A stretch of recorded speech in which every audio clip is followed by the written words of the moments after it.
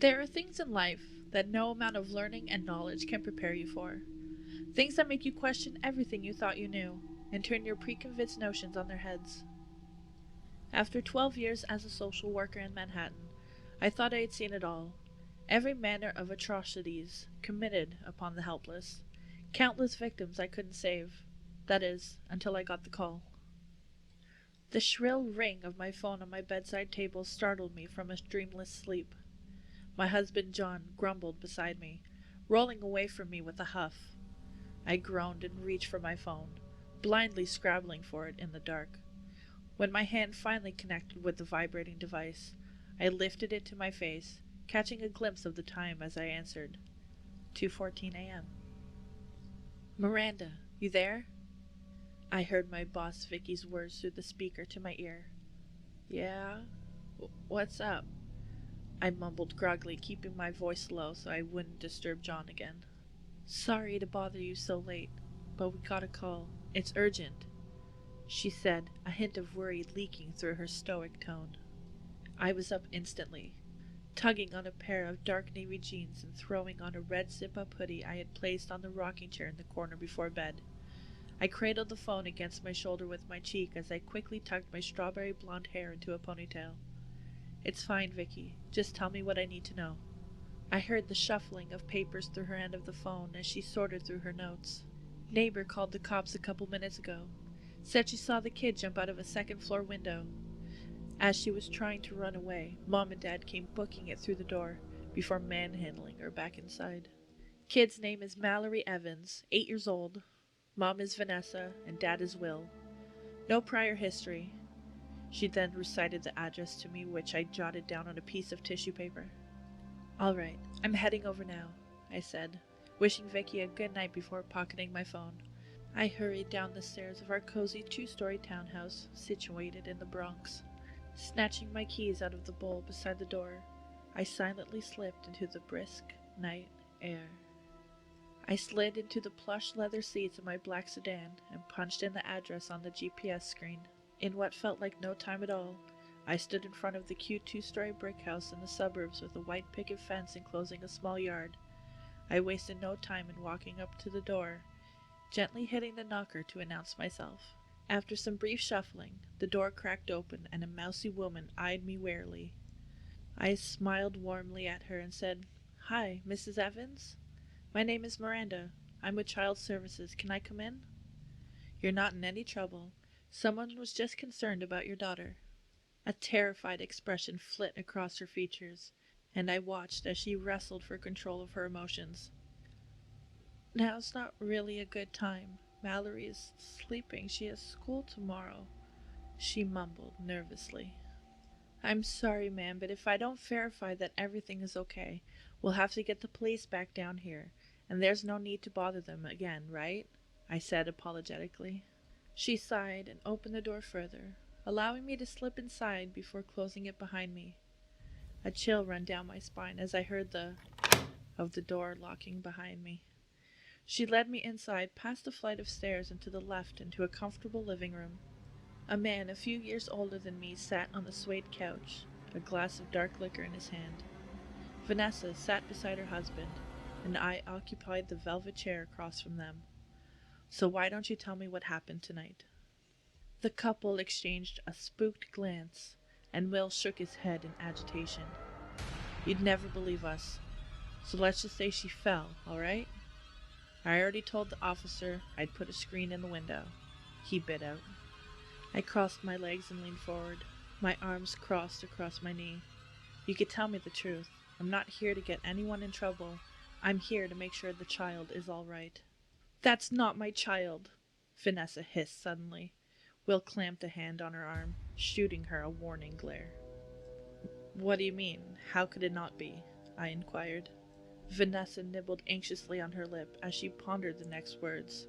"I mean, that's not the child I raised for the past 8 years. I know my daughter, and that's not her." Will frowned at his wife disapprovingly. "Vanessa, of course that's our daughter." He sighed and turned back to me. "Mallory has been acting strange the past couple of days. That's all." "Why don't you start from the beginning?" I said. flipping open my notepad and priming my pen. Well, it started yesterday morning, Vanessa began hesitantly. I went to wake Mallory up for school, but she wasn't in her room. I came out and she was in the kitchen. Good Lord, it was a mess. She had eaten her way through half the fridge. She hadn't been feeling well the night before and skipped dinner, Will explained. We thought she was feeling better and was just really hungry from skipping a meal. Vanessa nodded in agreement. That is, until she came home. She looked so ill, like she had caught the plague or something. I asked her what was wrong, and all she would say is she hated school and never wanted to go back. She ate dinner. Ate all of it. Even our portions, mind you. And then headed straight to bed, saying she didn't feel well and wanted to rest. Before I went to bed, I went to check on her. I wanted to make sure she was sleeping all right. When I looked in her room, she wasn't in bed. Vanessa gulped, sucking in a shaky breath. She was dancing, if you could even really call it that, twitching and jerking in the middle of her room, and her body was making these god-awful cracking noises as she moved. Vanessa shuddered, leaning into her husband for support. When she looked at me, I knew it wasn't my baby girl. Whatever that thing is, it had glowing red eyes and fangs. I fought back the laugh that was bubbling in my chest at her wild story, struggling to remain professional as I listened to her absurd claims. Then what happened? Well, I locked it in the bedroom. I didn't want it to attack us in the middle of the night, Vanessa confessed. And there it was. The couple had locked the poor girl in her room and she had tried to escape the only way she could. I folded my notepad shut and slipped it into my purse. I'm going to check on Mallory now, okay? If she's sick, we need to get her to a doctor, I said, my voice gentle if trying not to scare off a spooked animal. The Evans exchanged an anxious look once more. Finally, Will nodded, rising from the couch and showing me down the hallway to the room. He handed me a small silver key before retreating back down the hall to the living room, leaving me stranded alone in front of a white wooden door decorated with an assortment of girly stickers. I knocked gently on the door to announce myself. Mallory, are you awake, sweetie? My name is Miranda. I'm here to make sure you're okay. There was no response, but I could make out a muffled shuffling noise from within. I knocked again, waiting for a response that never came. Finally, I slid the key into the lock and gently nudged the door open. Mallory stood in the middle of the bedroom, dimly illuminated by the pale beams of moonlight peeking through the window across her room. Her joints popped and cracked as her small body gyrated across the rug in some macabre dance. I stood frozen in place, too stunned by the ghastly display to approach or even run. As Mallory pivoted slowly to face me, a pair of gleaming crimson eyes landed on me. A sinister grin split her face, far too wide for that of even an 8-year-old girl. Her mouth was filled with rows of needle-sharp teeth. I gasped and stumbled back out of the doorway. As I reached to close it, Mallory dropped on all fours and skidded across the floor towards me. I shrieked, narrowly stumbling out of the way as she lunged towards me with an ominous giggle. Scrambling to my feet, I reached blindly behind me, grasping a hold of the first doorknob I felt and tumbling through it. I landed ungracefully on the cold concrete floor of the attached garage. I lurched to my feet and spun around in time to see the girl crawling through the open door, her red eyes glowing eerily in the dark. She giggled again before springing towards me once more, spittle flying from her razor teeth. She sailed over my head and into the side of the car as I ducked.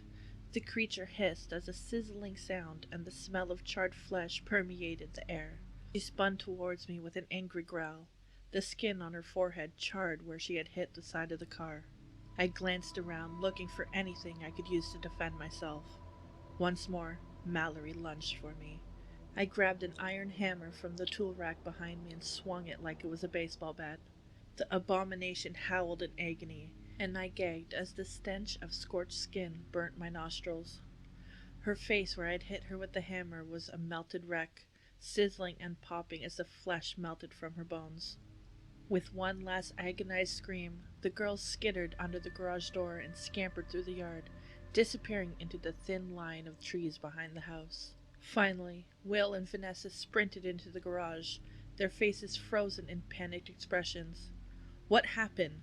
Will demanded. "Where's Mallory?" I dropped the blood and viscera-coated hammer from my shaking hands, gasping in air as I tried to calm my frayed nerves, unable to fully comprehend what had just been done.